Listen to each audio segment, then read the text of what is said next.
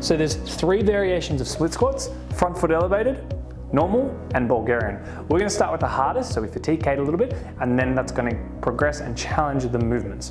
If you're doing it the opposite way, you're probably treating it from more of a mobility perspective, which is fantastic. Now, if we actually do a front foot elevated, it's probably to work on ankle, knee, and hip mobility. But if you're doing Bulgarian, you're probably going to be working more posterior, the booty, ladies, gentlemen, yes.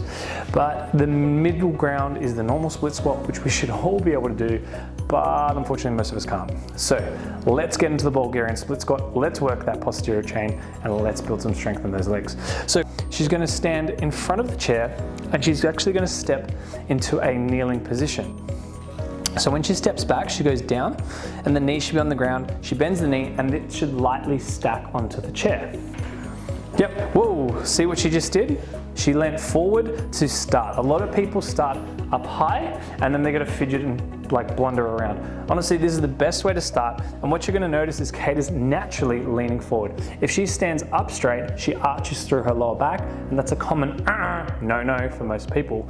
The reason we lean slightly forward is to take tension out of the hip flexor and out of the back.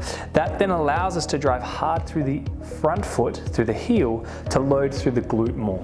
So that's why the Bulgarians themselves, it was popularized by them, and they actually became some of the best power lifters or Olympic lifters because they learned how to strengthen the posterior chain, the backside, which is commonly a weak link for most strength athletes and most people in general.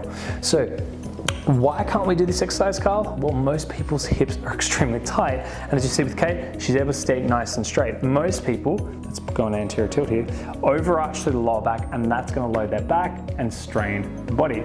That's not what we want. We should be able to get the hips in position and be up nice and tall. So Kate's got beautiful mobility, but she's done split squats and variations for probably the last 2 to 3 years to get to here. Most people progress too quick, and it stops them from loading this up. So once we've got this, push back foot into the seat as hard as you can, probably put it against a wall so you're nice and stable, and then what you're going to do is lean slightly forward, push through the front leg, and stand up.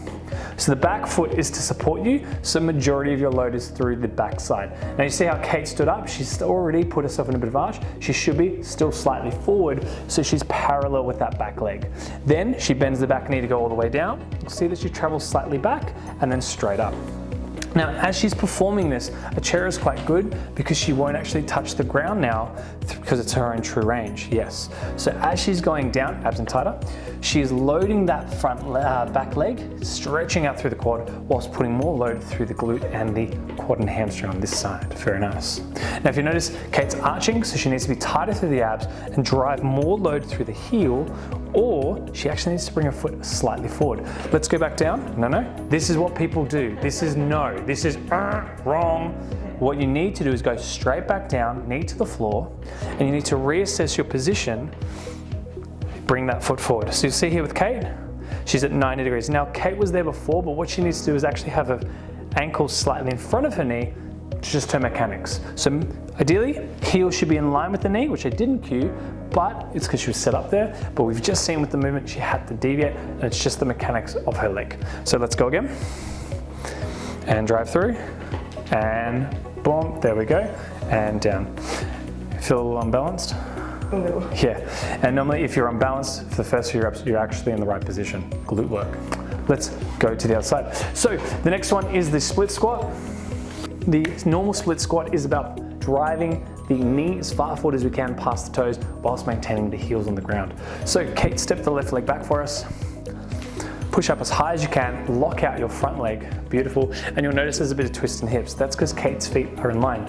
Bring your left foot out to the side a bit, more, and now this should be easy to square the hips. Lock the quad out, thank you. And now we're gonna focus on slight bend of the knee, so then she can hold the tension in the glutes, tuck the pelvis, tuck, there we go. And now she's gonna lock your quad out. If you're not locking your quad out, no rep. Now we're going to drive the knee as far forward as we can, whilst pushing the left hip forward. Nope, got to push the hips forward and push there and drive up.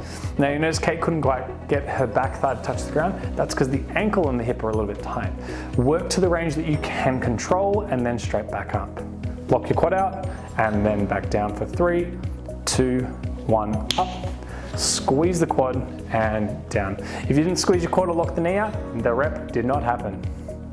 Beautiful. So that is how you do a split squat. For a front foot elevated, just elevate your foot on a step and enjoy.